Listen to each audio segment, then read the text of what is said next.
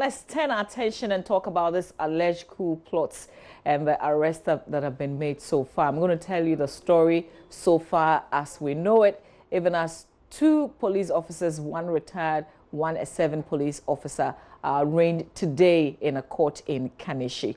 We'll settle down and have some conversations as well. But this is what we know so far about the senior police officers accused of treason. Assistant Commissioner of Police Dr.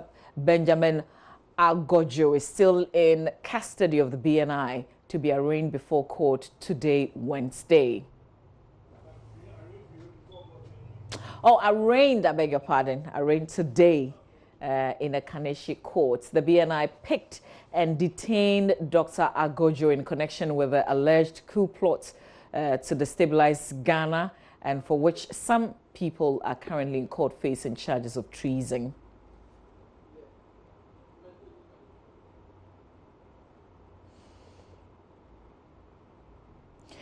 ACP Dr. Agordzo has been charged with high treason. It brings to 10 the number of people accused in the alleged coup plots. Well, we know another police officer who is retired and standing as an MP on the ticket of the NDC has also been picked up. In fact, he was also detained and will be in court today.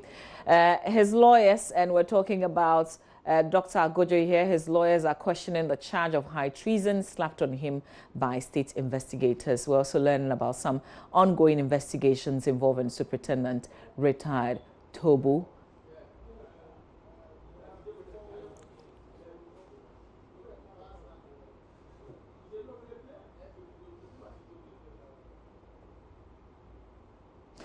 So a bit of details. ACP Dr. Agordzo is alleged to have offered some assistance to the alleged leader of the coup plot, Dr. Frederick Yao Makpam, and some 8 other suspects, including military officers, who have also been charged with treason. Well, let's hear from Dr. Agordzo's lawyer, Mr. Martin Pobu, who says it is unconstitutional for his client to be arraigned today at a district court. I might as well not appear. You know why? Because number one, we are not going to go into the committal proceedings. They are not yet ready. In actual fact, my client has not yet been charged. Number two, the district court has no jurisdiction to grant bail. The judge in the district court in this kind of matter, okay, felony, first degree, no, they don't have jurisdiction. But your client is high treason. You said he'd been charged. Yes, so that's what I saw. So, because he doesn't have jurisdiction, the judge really has jurisdiction to remand him. So we don't actually want to go to that court. Remember that under Article 14, you are supposed to bring the man before a court of law so that he will apply for bail. So if you intentionally take him to a court where he has no chance to apply for bail, what have you done? Yep. You break the constitution. What can you do about it? Because in that district court, Dr. Agordzo has no chance of applying for bail. No. So why are we going there? They are not going to take your plea. It's a sham, so we don't want to go to any district court. Let's go to the high court. That has been the practice. No, so but it's wrong. It's also so wrong. So but it hasn't changed. Yeah, so that's the beginning of it. This is the beginning of it. But you haven't done that. Your clients were taken to the same process. Let's go to the high court. Don't take us to any district court. That was why. That is not the appropriate court. When you read the constitution saying that arraign him before a court, you are arraigning him so that the judge will assess whether this is a case where he grant bail. Yeah, exactly, grant bail or remand him. So if you take me before a judge who has no capacity to grant bail, you've breached the constitution. Please, tomorrow we will not go before any district court. He's not doing well. Today, what he's done is that he's refusing to eat. Yeah, he's appalled at how the BNI are treating him. Just a few WhatsApp messages and he's in custody. So he's not eating. Yeah, his wife prevailed upon him. He says, no, he's not going to eat. Yeah. Did they bring him food? No. They're looking at the, they were anxious to see him first and foremost. So they left home 4 a.m. Got to the BNI office at 6:30, and the BNI kept doing merry-go-round and giving all manner of stories. That's very appalling. He's protesting. Yeah, it happens. Yeah. But, sometimes you go on a hunger strike. Yeah, because Evans, I don't understand.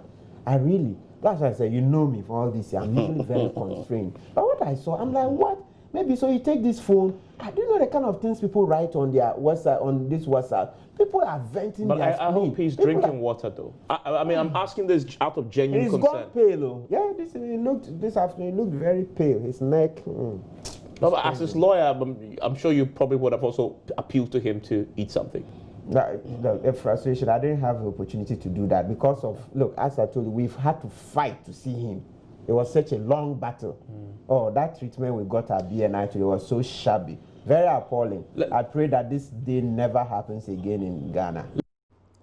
And that's Mr. Martin Pebu speaking on PM Express last night.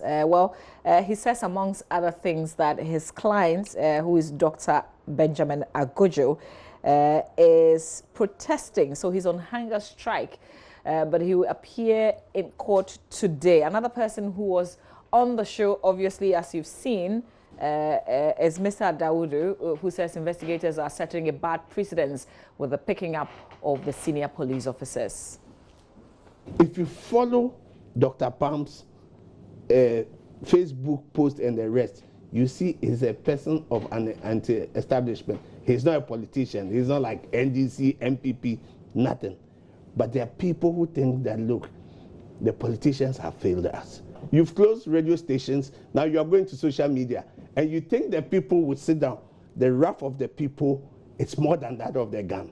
I'm telling you, when it starts, and the people's wrath, what you are trying to prevent is what will consume you.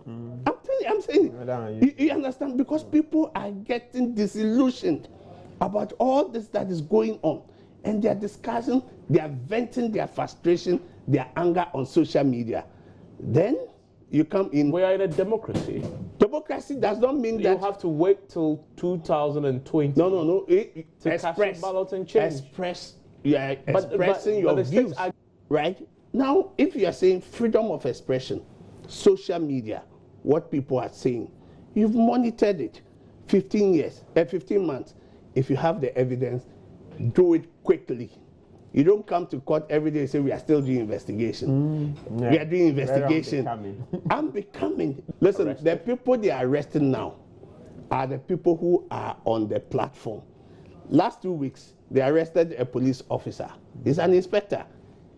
He was put in BNI cells. The next day, they left him that he's not involved.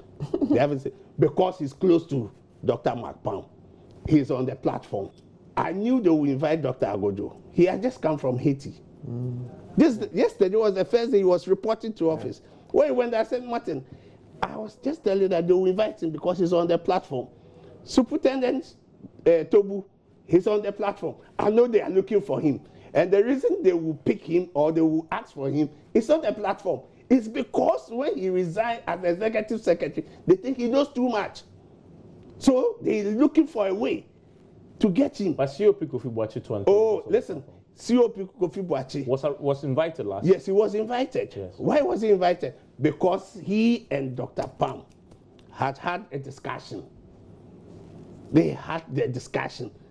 Look, when Kofi Boakye, is it not the same statement Kofi Boakye made? What he said at the New Year school?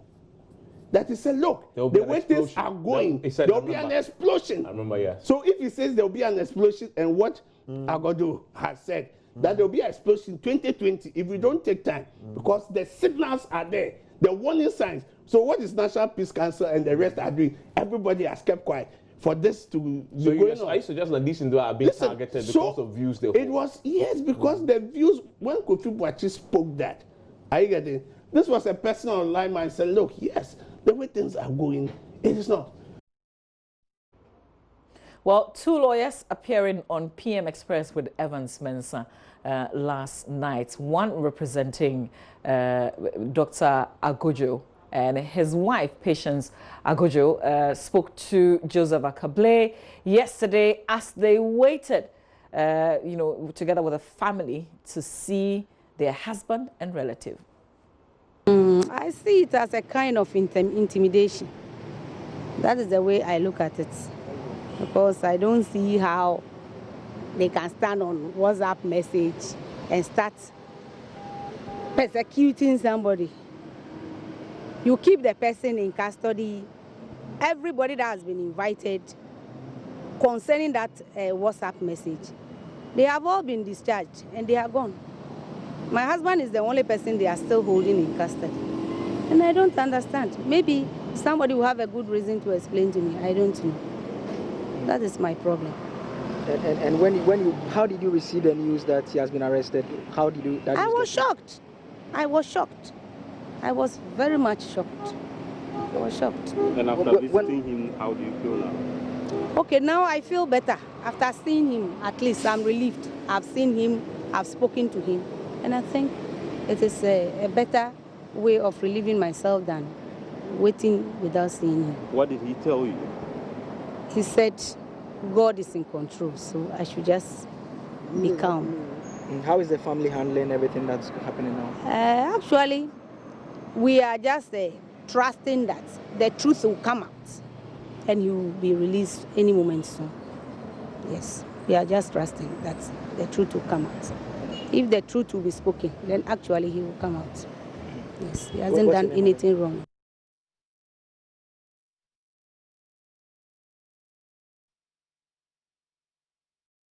Well, joining me for a conversation is Member of Parliament for Emprise. So he chairs the Defence and Interior Committee in Parliament. They actually examine a lot of questions related to interior and defence. And it will be good to hear from him. So he's here. Good morning to you, Mr. Seth Acheampong. Thank you for coming. Mama V. It's a pleasure. Yeah. Are we safe? Why not? Because we have, if you look at the number of people who are being invited or who are being arrested, it looks like this is really sounds like a plot. Is our president safe? The president is very much secured. Very, very, very safe. You know, the apparatus of state security is very wide and deep. And I have every confidence that the president is extremely and absolutely safe with the kind of architecture we have in this country. Okay. My prayer has always been, how best do we safeguard this democracy? Because democracy is for yourself, myself, and all. So we must ensure that, first and foremost, the Constitution, which is our supreme law, is fully intact and its creations are all respected and protected. By and large, our public safety is key and paramount. So how deep is this whole coup plot allegation? How many people are involved so far? Because we keep hearing names every day. We keep hearing people have been invited. I think it is work in progress, and investigations take a while. As I have been following, I think at my last count, they have 4 civilians, 4 security trained personnel. Okay. And 1 who is a nursing mother and is on bail, and then Dr. Agordzo. So in total 10. We heard about Mr. Tobu. No, Mr. Tobu is not part yesterday. of He's not part of this. I don't know where that is coming from. So he wasn't picked up yesterday? With my checks, he has never been mentioned anywhere. They have never contacted him. They've never called him. He's not come up for any form of investigation. He wasn't with the BNI. He is not. He was not invited by the BNI. He didn't sleep over. Never. He's not appearing in court today. No, I don't know where that news is coming from. It's news to me. And I think this is the reason why I respect our democracy.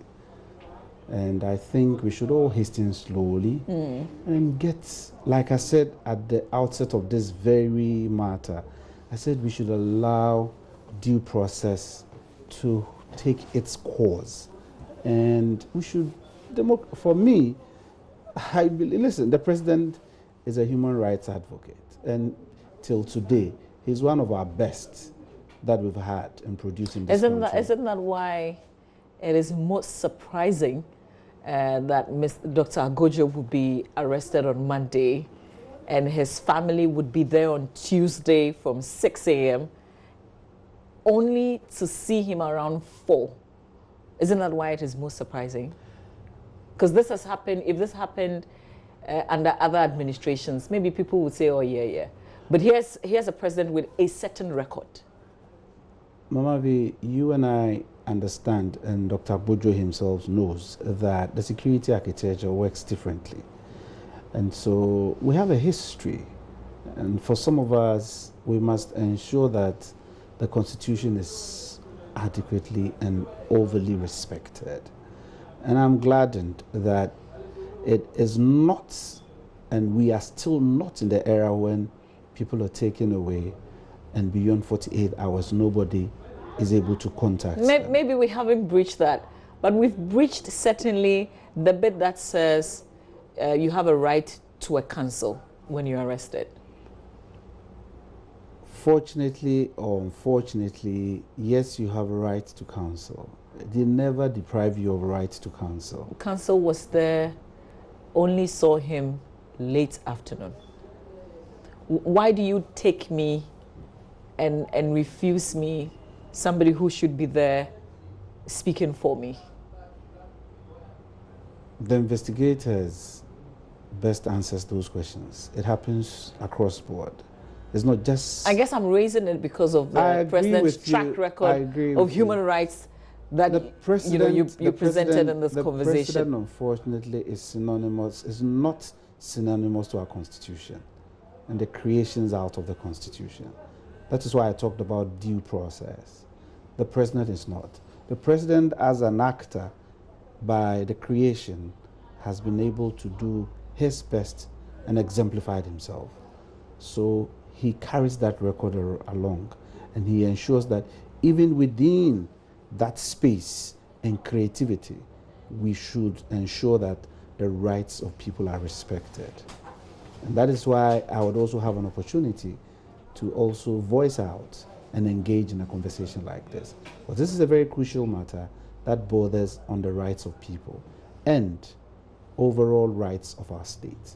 So for us, I think we should hasten slowly and allow the law to take its course. If somebody is supposed to be taken to court, they have to take them to court.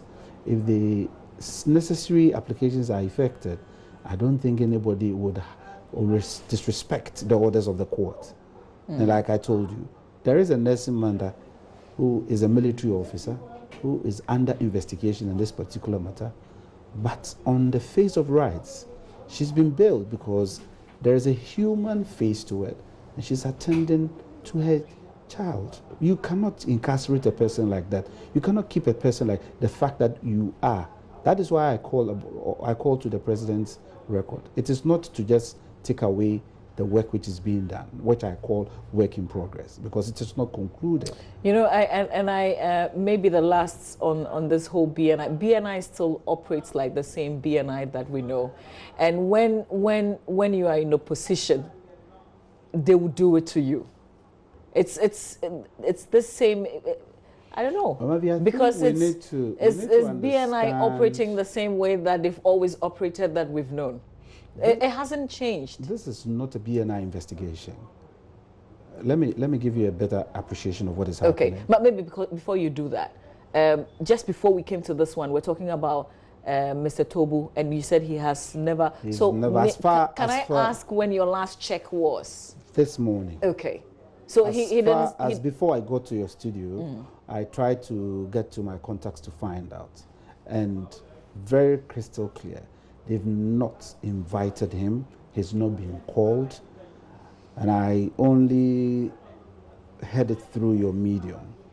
He's not been called. Okay. Nobody has called him. Why do you think his name came up? I have no idea. The only people who will be able to lay claim to that are those who brought it out first. Okay. I have no idea to that. All right. So let's go back to you explaining everything that's happening right now. In this very matter, you have the Attorney General represented in the board that is doing the investigations. You have the military represented. You have the police service represented. You have the security intelligence agencies represented. Including the BNI? Yes, they are part. The BNI is our internal intelligence agency. And then the research department is our external intelligence agency. They are all represented in this investigation. There's no one body which is doing it. And like I said, the legal chiefs of all these entities are part of it. Okay, but BNI arrested him, correct? I'm sure maybe for the invitation, I don't know who called him, but definitely they may hold a meeting in a BNI. But it's a security, mind you, it's an investigation. It's a security investigation. So their modus operandi, they do not make public. Okay, yeah, I get it. But you're seeking to clarify to say that this investigation is not being done by the BNI. Yes. Okay, but I'm just saying what we know. The fact that he was picked up, maybe he was invited, but we know he went to the BNI's office, and we know he's been kept there since Monday. Okay. So I'm trying to draw the link. Because the BNI facility remains part of the security architecture, maybe they are holding, or they were holding meetings with him there. That is how come he went there, but not necessarily BNI inviting him for questioning. So which of the bodies would be investigating? No, it is a committee, a kind of a committee drawn from all the agencies I've mentioned who take care of our security. Has this always been the form, or this is a special case? I think in practice, it depends on the subject matter. And when the release came at the outset, you heard it was national in character. So hence, it must follow the same pattern. It wasn't one institution who did the investigation when they started, when they did the follow-up and they did the monitoring. The monitoring was not done by one institution as it was released. So basically, it is going to be, because everybody would have a part to play, and they must all be part of the entire investigation which is going on. Okay. How many people are on this WhatsApp platform that we hear, those who are being invited, apparently part of a certain WhatsApp platform? I hear that is a material evidence, and it will be good for the investigators to really give the exact information to it. I'm not privy to that. Has the committee received any briefing?